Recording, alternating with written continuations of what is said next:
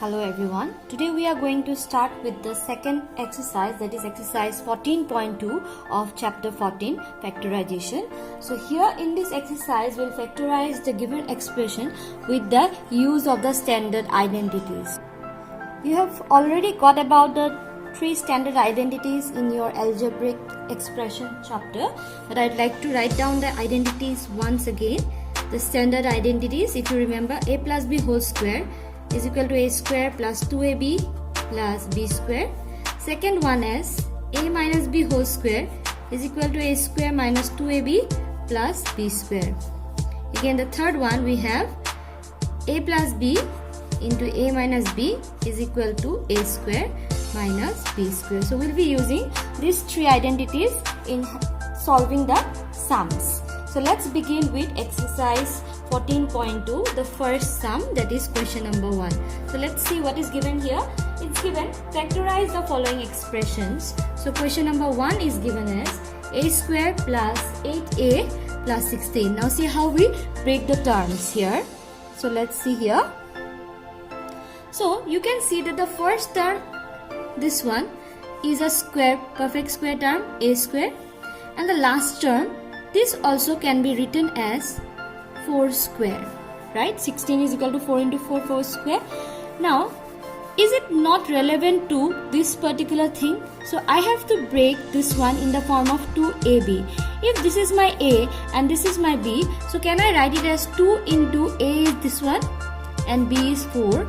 And if I see multiply this, 2 into a into 4 is equal to 8a. That means this is a square mine plus 2ab, this is a and this is my b, plus b square. So a square plus 2ab plus b square is equal to what? A plus b whole square. So I can write it as a, that is, this one is a itself, plus b whole square, right?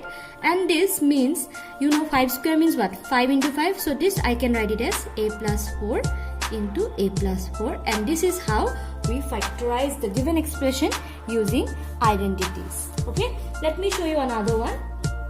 Let me show you question number 5 here. It's given as 4x square minus 8x, okay, plus 4. Now here, this is a perfect square term because I can write this as 2x whole square, right? Because 2x into 2x will give me 4x square. Leave the minus sign as it is. See the last term, this is also a perfect square, 2 square. Now, is it not in the form of this? So let me find if I can write it as 2 into a is 2x, into b is 2.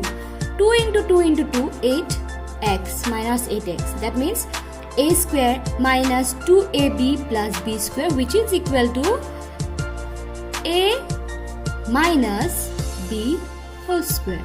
So here we have this, and this I can break it up into 2x minus 2 into 2x minus 2 because it's square, so I can write it 2 times. So in this way, I use the identity to factorize the given expression. Okay, so you can try the remaining sums of question number 1 as your homework. You have to use just these identities that are mentioned here. Okay, let me write down the homework for you all. So you can try these remaining sums of question number 1 as your homework. Now let's begin with question number 2. Question number 2 is also given factorize, but we'll use the different identity here. Obviously, it's among the 3 identities that I have written in the previous beginning of the video. 9q square. So 4p square minus 9q square.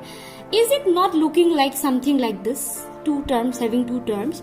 So 4p square, okay, so I will be using this particular identity. So let's see how it is done. Now you see 4p square, it is a perfect square term. I can write it as 2p whole square minus this also I can write it as 3q whole square. This is a square minus b square. That means 2p is a and 3q is b. A square minus b square is equal to what? A plus b into a minus b. So let's see.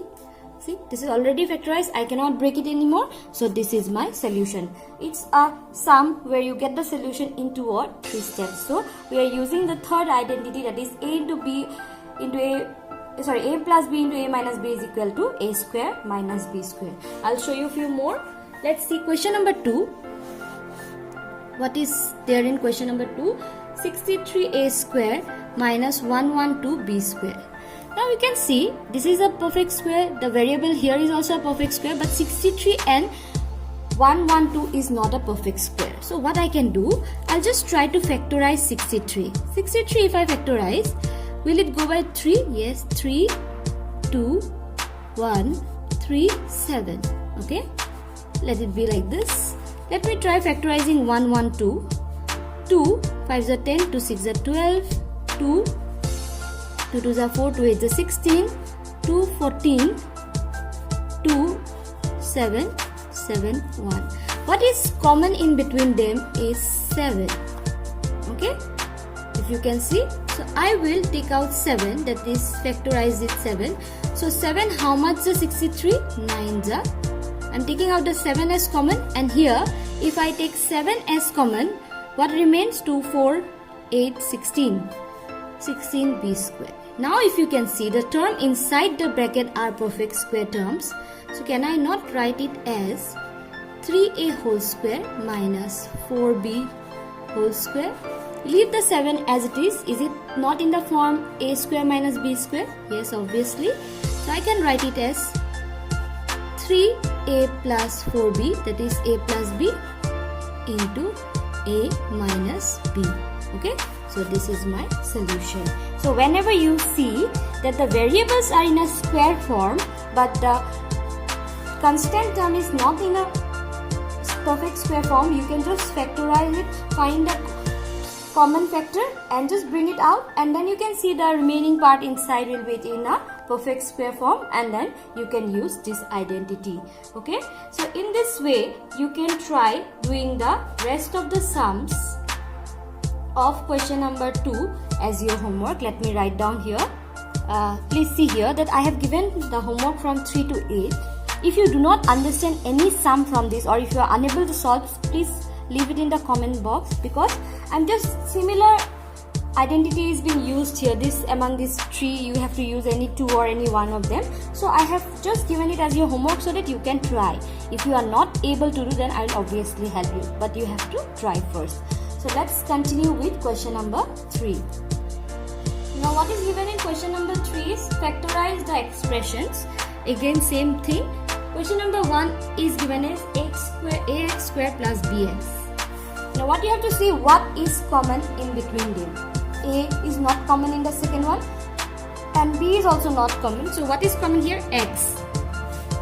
1x, okay, because here you have 2x and here we have 1x, and so 1x is common. What you will leave behind here? Ax plus b, and this is your solution. We don't have to do anything here. Okay. Similarly, if I show you question number 2, I'll be using this space itself. 7p square plus 21q square. So the variables here are not common. P square, q square. 7 and 21. You know 7 is common from them. So 7, I can write p square plus 7. How much the 21? 3. We cannot further break it into any other form. So this is your solution. Next, if I show you question number 3, 2x cube plus 2xy square plus 2xz square. What is common in them? All the constants are same. I can take 2 out. Okay. Then x. One is x cube, one is x, another is also x. Y is here, but y is not in the other term, and z is also here, but it's not on the other term. So I cannot take y or z, but I can take x, lowest term of x, that is x, because here it is x cube. Okay, lowest power I will take. 2x if I take common, what is remaining here? X square, because 2 and 1x I have already taken out, plus 2x I have taken. What remains here? Y square plus already 2x is out, so z square. This cannot be broken down further, so this is your solution. So in this way you can try the rest of the sums. In the same way, you have to take out the common term and you can try it as your homework. So you can try from question number 4 to question number 9. If you are not able to do, you will let me know and I will help you to solve the remaining sums. Now let us move on to question number 4. Given in question number 4 is factorize again. We have different type of factorization. a to the power 4 minus b to the power 4. Now 4 means it's a even number power, so I can write it as a square whole square, right, minus b square whole square. Okay, fine. So this is a square minus b square, so I can write it as a plus b, right? This cannot be broken down, but this falls in one of the identity, so I will leave this one as it is, and I can write this one as a plus b into a minus b. This cannot be broken down, and hence this is your solution. So you have to do this kind of sums in this way. Okay, so you will try doing this. I will show you again number 5 of this. A to the power 4 minus 2a square b square plus b to the power 4. See this one? This can be written as a square whole square minus, it can go to the last term. Okay, this can be written this way. Now this is my a and this is my b. Okay, so minus 2 into a into b, right? So will give me this. So it is in the form a minus b whole square. Okay, either you keep it this way, or you can also break it as a square minus b square is how much?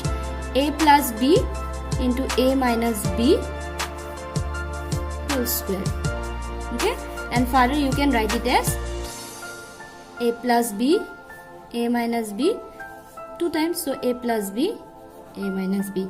You can keep it in this step, or you can continue writing till this step. So the remaining sums, okay, the remaining few sums you will try it as homework is from question number 4, 2, 3 and 4. You will just try this as your homework. Okay, then we have the last sum, that is question number 5, which is splitting the middle term. We'll see here. Okay, question number 5, 1 is given as p square plus 6p plus 8. It's not mentioned how to do this. Okay, let's see what we can do here. I'm sorry about this. This is a perfect square term, but 8 is not a perfect square term, so I cannot put it in the form of a plus b whole square. So what I have, and I can take p common from them, but not from all. Again, I can take 2 common from them, but 2 is not here. So what do I do in this way? In this type of expressions, what I do, I try to split, means break the middle term.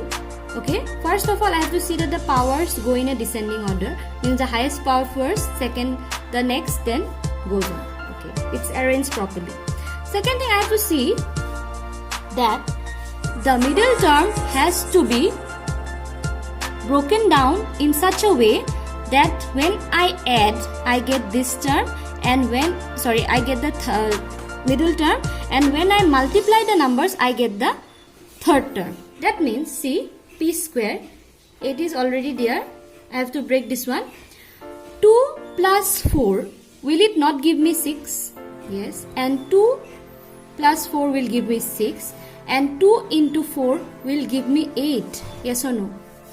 Yes. From this I get this, and from multiplying this I get this number. So I have to write it as 2p plus 4p. See, I'll get 6p. So nothing extra here.